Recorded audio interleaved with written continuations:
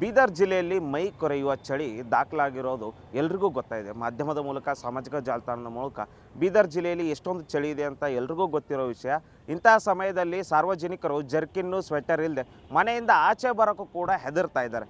ಆದರೆ ನಮ್ಮ ಜಿಲ್ಲೆಯಲ್ಲಿನ ಅಧಿಕಾರಿಗಳ ಹಾಗೂ ಜನಪ್ರತಿನಿಧಿಗಳ ನಿರ್ಲಕ್ಷ್ಯದಿಂದಾಗಿ ಇಂತಹ ಮೈ ಕೊರೆಯುವ ಚಳಿಯಲ್ಲೂ ಮಹಿಳೆಯರು ಈ ನಡು ರಸ್ತೆಯಲ್ಲಿ ಕೂತು ಹೋರಾಟ ಮಾಡುವ ಪರಿಸ್ಥಿತಿ ನಿರ್ಮಾಣವಾಗಿದೆ. ಏನು ಗ್ರಾಮ ಪಂಚಾಯಿತಿಗಳಲ್ಲಿ ಸ್ವಚ್ಛತಾ ವಾಹನಗಳಿರ್ತವೆ, ಈ ವಾಹನಗಳನ್ನು ಚಾಲನೆ ಮಾಡೋಂಥ ಮಹಿಳೆಯರು ಈ ಮೈ ಕೊರೆಯುವ ಚಳಿಯಲ್ಲೂ ಉಸ್ತುವಾರಿ ಸಚಿವರ ಕಚೇರಿಯ ಮುಂಭಾಗದಲ್ಲಿ ಕೂತಿದ್ದಾರೆ.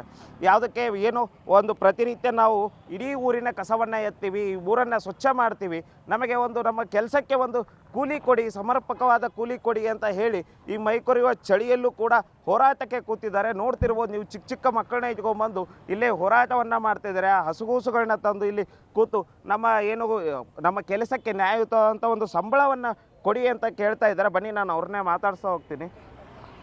ನೀವು ಏನು ಕೆಲಸ ಮಾಡ್ತಿರ್ತೀರ? ಡ್ರೈವಿಂಗ್ ಮಾಡ್ತೀವಿ. ಎದ್ರ ಗಾಡಿ? ಸ್ವಚ್ಛವಾಹಿನಿ ಗಾಡಿ ರೀ. ಎಷ್ಟು ಪಗಾರ ಕೊಡ್ತಾರೆ ನಿಮ್ಗೆ ಸಂಬಳ? ನಮ್ಗೆ 5,000 ಅಂದ್ರೆ ₹1 ಭೀ ಕೊಟ್ಟಿಲ್ಲ ರೀ ಇಲ್ಲಿವರೆಗೂ. ಇದುವರೆಗೂ ₹1 ಕೊಟ್ಟಿಲ್ಲ. ಎಷ್ಟು ವರ್ಷದ ಕೆಲಸ? ಇದು 3 ವರ್ಷದ ಕೆಲಸ. 3 ವರ್ಷದಿಂದ ಕೆಲಸ ಮಾಡಿದ್ರು ಯಾವುದೇ ₹1 ಕೊಟ್ಟಿಲ್ಲ. ಇದ್ರ ಬಗ್ಗೆ ನೀವು ಯಾರಿಗೂ ಹೇಳಿಲ್ಲ? ಎಲ್ಲ ತಲೆ ಹೇಳಿದೇವ್ರಿ. ಡಿ ಸಿಗೆ ಲೆಟರ್ ಕೊಟ್ಟಿದ್ದೇವೆ, CS ಅವ್ರಿಗೆ ಲೆಟರ್ ಕೊಟ್ಟಿದ್ದೇವೆ, ಜಡ್ಪಿಗೆ ಲೆಟರ್ ಕೊಟ್ಟಿದ್ದೇವೆ, TPಗೂ ಲೆಟರ್ ಕೊಟ್ಟಿದ್ದೇವೆ, ಎಲ್ಲ ತರ ಲೆಟರ್ ಕೊಟ್ಟಿದ್ದೇವೆ. ಯಾರು ನಮ್ಗೆ ಈಗ CO ಅವ್ರಿಗೆ ಲೆಟರ್ ಕೊಟ್ರಿ, ನಿಮ್ಮ ಇಷ್ಟೊಂದು ಸಮಸ್ಯೆಗೆ 4 ವರ್ಷದ ಸಮಸ್ಯೆಗೆ ಸ್ವಲ್ಪ ಏನು ಕರುಣೆನ ಬಂದಿಲ್ಲ? ಕರುಣೆನೇ ಬಂದಿಲ್ಲ ರೀ ಅವ್ರಿಗೆ. ಕರುಣೆನೇ ಬಂದಿಲ್ಲ ರೀ. ಇಲ್ಲಿನ ಜನಪ್ರತಿನಿಧಿಗಳಿಗೆ 4 ವರ್ಷದಿಂದ ಏನು ಹೇಳಿಲ್ಲ ನೀವು? ಇಲ್ಲಿನ ಸಚಿವರಿಗೆ, ಇಬ್ಬಿಬ್ರು ಸಚಿವರು ಅದಾರ ನಮ್ಮ ಜಿಲ್ಲೆದಾಗ, ಹೇಳಿದೇವ್ರಿ. ಏನಂತಾರ? ನಮ್ಗೆ ಈ ಥರ ಅಂದ್ರೆ ನಾವು ಮಾಡ್ತೇವ್ರ ಅಂತ ನಮ್ಮ ತಲೆ ಮ್ಯಾಗೆ ಕೈ ಇಟ್ರಿ ಹೋದ್ರಿ. ಏನು ಹೇಳ್ತೀರಿ ಇಂಥವ್ರಿಗೆಲ್ಲ? ಇಂಥವ್ರಿಗೆ ಏನು ಹೇಳ್ಬೇಕ್ರಿ? ಅವ್ರದ್ದು ಏನು ಹೇಳೋದೇನೇ ಇಲ್ರಿ. ನಾವು ಮಾಡಿದ್ದು ನಮಗೆ ಕೊಡು ಅಂತ ಹೇಳ್ರಿ. ನಾವು ಮಾಡಿದ್ದು ನಮ್ಮ ವೇತನೇ ನಮಗೆ ಕೊಡು ಅಂತ ಹೇಳ್ರಿ.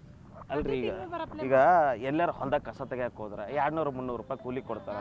ಗೌಂಡ್ಯಾರ ಕೈಗೆ ಹೋದ್ರೆ ಒಂದು 500 ಕೊಡ್ತಾರೆ.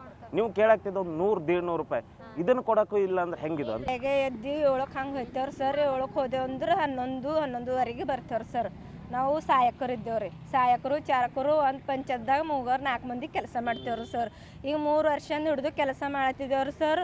ಅದು ಭೀ 10 ತಿಂಗಳಿಗೆ ಮತ್ತು 1 ವರ್ಷ ಮ್ಯಾಗ ಆಯ್ತು ಅಂದ್ರೆ ಅದು ಭೀ ಅವ್ರ ಕೈ ಕಾಲು ಬಿದ್ದೆವು ಅಂದ್ರೆ 2,000 ತಿಂಗಳದ್ದು 2,000 ಹಿಂಗೆ ಹಿಡ್ಕೊಂಡು 2-3,000 ಹಿಡ್ಕೊಂಡು ಕೊಡ್ತಾರೆ ಸರ್. ಅವ್ರು ಬರೋಬ್ಬರ ಭೀ ಕೊಡಲ್ರಿ ಸರ್. ಈಗ ತಿಂಗಳಿಗೆ ₹2,000 ಅಂದ್ರೆ ದಿನಕ್ಕೆ ₹70 ಆಗಲಿಲ್ಲ. ₹70ದಾಗ ಒಬ್ಬ ಮನುಷ್ಯ ಹೆಂಗೆ ಜೀವನ ಮಾಡ್ತಾನ? ಏನಲ್ಲ ಭಿಕ್ಷೆ ಹಾಕ್ತಾರೆ ಅಂತ ಮಾಡಾಕ್ತಾರೆ ಹೆಂಗೆ ಅವ್ರ ಅಧಿಕಾರಿಗಳು? ಅದು ಭೀ ಕೈ ಕಾಲು ಬಿದ್ದರು ಕೊಡ್ತಾರೆ ಸರ್. ತಕ ಕೊಡಲ್ರಿ, ಮ್ಯಾಗಿಂದ ಅಗ್ರಿಮೆಂಟ್ ತೊಗೊಂಡು ಬರ್ರಿ, ನಾ ಕೊಡ್ತಾ ನಿಮ್ಗೆ ರೊಕ್ಕಗಳು ಅಂತಂತಾರೆ ಸರ್.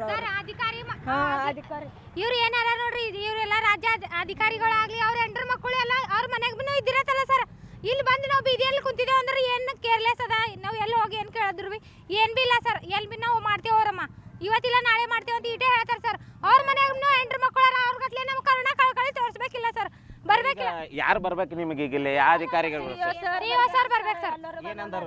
CO ಸರ್ ಅವ್ರನ್ನ ಕೇರ್ ಮಾಡ್ತೇವೆ, ನಾವು ಎಲ್ಲ ಕೇರ್ಲೆಸ್ ಮಾಡ್ತೇವೆ, ನಿಮಗೆಲ್ಲ ಏನು ಹೇಳ್ತೇವಮ್ಮ ಅಂತ ಅವ್ರು ಇದುವರೆಗೂ ನಮ್ಗೆ ಏನು ತಿಳಿಸಿಲ್ಲ ಸರ್. ಎಷ್ಟು ಸರಿ ಹೋಗಿರ ಅವ್ರ? 3 ಸಲ ಲೆಟರ್ ಕೊಟ್ಟಿತ್ತು ಸರ್. 3 ಸರಿ ಹೋದ್ರು ಅವ್ರು ಏನು ಮಾಡಿಲ್ಲ, ಏನು ರೆಸ್ಪಾನ್ಸ್ ತಗೊಂಡಿಲ್ಲ ಸರ್. DC ಮೇಡಮ್ ಅವರಿಗೆ ಮೊನ್ನೆ ಕೊಟ್ಟಿದ್ದೇವೆ ಸರ್. 31 ತಾರೀಕು ಕೊಟ್ಟಿದ್ದೇವೆ ಸರ್. 31 ತಾರೀಕು ಕೊಟ್ಟರೆ ಅವ್ರಿಗೆ ಹೇಳಿದೆ ಸರ್, ನಾವು 15 ದಿವಸ ಟೈಮ್ ಕೊಡ್ತೇವೆ ಮೇಡಮ್, ಮತ್ತು ನಿಮ್ಗೆ ಏನದ ಏನಿಲ್ಲ ನಮಗೆ ಗಮನಕ್ಕೆ ತರ್ರ ಅಂತಂದ್ರೆ ನಾವು ಅವ್ರ ರಾತ್ರಿ ಧರಣಿ ಕೊಡೋರಿದ್ದೇವೆ. ಅವ್ರು ಒಟ್ಟು ನಮ್ಗೆ ಏನೂ ಕೇರೆ ಮಾಡಿಲ್ಲ ಸರ್, ಏನು ಭೀ ತಿಳಿಸಿಲ್ಲ ಸರ್. ಮತ್ತಂತಾರೆ ಸರ್ ಮನೆ ಕಲೆಕ್ಷನ್ ಮಾಡೋದ, ಮನೆ ತೊಗೊರಂತಾರೆ ಸರ್. ನಾವು ಮನೆ ಹೋಗಿ ಮನೆಗೆ ₹30 ಹಚ್ಚಾರ ಪಂಚಾಯತ್ ಕಡೆದು ಅಂತ ತಂದೇವ್ರು ಸರ್. ನಾವು ಯಾಕೆ ಕೊಡಬೇಕು? ನಿಮಗೆ ಗೌರ್ಮೆಂಟ್ದು ಗಾಡಿ ಅದನ್ನು ಕೊಟ್ಟರೇನಿಲ್ಲ, ಎಲ್ಲ ಗೌರ್ಮೆಂಟ್ ಗಾಡಿ ಕೊಟ್ಟದ, ಮತ್ತು ನಾವು ಕೊಡಬೇಕು. ಕೊಡಲ್ಲ ಹೋರಿ ನಿಮಗೆ ನಾವು ಯಾಕೆ ಕೊಡರಿ? ನಿಮ್ಮ ಪಂಚಾಯತ್ದಾಗ ಕೊಡ್ತಾರೆ ತಾನೇ ಅಂತ ಹೇಳ್ತಾರೆ ಸರ್. ಕೊನೆಗೆ ಎಂದಾರ ಸರ್ ನಮಗೆ ಪೇಮೆಂಟ್ ಸ್ಯಾಲರಿ ಮಾಡ್ಬೇಕ್ರಿ ಸರ್. ನಮಗೆ ಕೂಲಿ ಕೊಡ್ರಿ ಸರ್, ದುಡಿದಂತ ಕೂಲಿ ಕೊಡ್ಬೇಕು ಸರ್. ಉದ್ದ ಖಾತ್ರಿ ಎಷ್ಟದ ಓಟ್ ಕೊಡು. ಇದು ಬೀದರ್ ಜಿಲ್ಲೆಯ ಪರಿಸ್ಥಿತಿ. ನಮ್ಮಲ್ಲಿ ಇಬ್ಬಿಬ್ಬರು ಸಚಿವರಿದ್ದಾರೆ, ಇಬ್ಬರೇ ಶಾಸಕರಿದ್ದರೂ ಕೂಡ ಇಬ್ಬರಿಗೂ ಸಚಿವ ಸ್ಥಾನ ಕೊಟ್ಟಿದೆ.